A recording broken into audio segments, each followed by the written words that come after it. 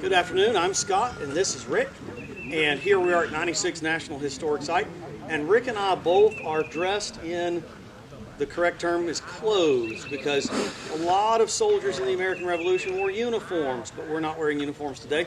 We're wearing clothes. We're both dressed as American militiamen. He's portraying a loyalist, a colonist loyal to the king, and I'm a colonist loyal to the idea of independence. And there's not a whole lot of difference between what he's wearing and what I'm wearing, because it's regular civilian clothes, and we're both militiamen and not professional soldiers, which would have uniforms, and they would also have uniform weapons, a musket, a military musket. We are armed with rifles, a civilian rifle, and the important difference, of course, between rifles and muskets is rifles are way more accurate, and they take longer to load, and so there's definitely a trade-off there. Accuracy is great, but speed in reloading is an incredible disadvantage to this weapon. And so this was initially developed for hunting, and if you're hunting bear or deer, you don't need to shoot 3 times in a minute. You need to shoot 1 time accurately and dispatch your prey and make food and money for your family. And so the way this works, there is loaded. It doesn't matter to me. And so when you load this, of course, you want to measure out your powder, because black powder is an explosive. So I have a powder measure here.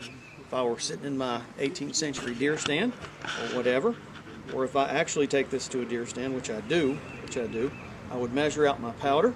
It's important to have enough, but not too much. And I would dump that powder down the barrel, like so. Okay. Then I would take my round ball, what we would today say the lead bullet, right here, a 54 caliber bullet, and I'll need a cloth patch. You, Rick, I've got a mask in here. Okay, you take a cloth patch and put that across the top of your barrel with the lead bullet. You take out your knife and you trim off the excess part of the cloth, and the cloth makes it fit tight. That way you get more compression and more accuracy. And you stick that down as far as you can with your thumb. And once you've done that, then you have to withdraw your ramrod, which is right here, and you ram all of that down all the way to the bottom. Withdraw your ramrod and replace it to its holder. Then you have to come around here to the lock, and this is where your moving parts are, and it's called a flint lock because there is a piece of flint sandwiched right here in a vise. This is a small vise with a piece of flint, and flint hitting steel will make sparks, and that's what makes this thing work. So this right here seems primitive for 2021, but I assure you it was the crowning achievement of projectile technology of the 18th century. Okay? And so you want to charge the pan. Notice there's a pan here on the side of the barrel and then a hole. And this hole connects with our powder charge that we measured and dropped down the barrel right here.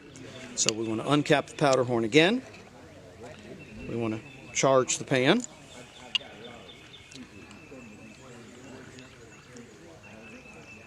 Not too much. Okay, charge the pan. And then we're going to close the frizzen over it, like this, so all the powder will stay there. I'm on half cock. It's still not dangerous. We're not going to shoot anything yet. The next step would be pulling back to full cock, and then I would be prepared to fire. And what kind of rifle is it that you have? This is a 54 caliber early Virginia flintlock rifle, and it would have been the kind of thing that people depended on to put food on the table. And I've actually gotten 2 deer with this, so I have actually put food on the table. One time, Rick, dressed like this, dressed just like this, and I'm sure the deer walking through the woods looked up at me and said, "What in the world do you think you're doing?"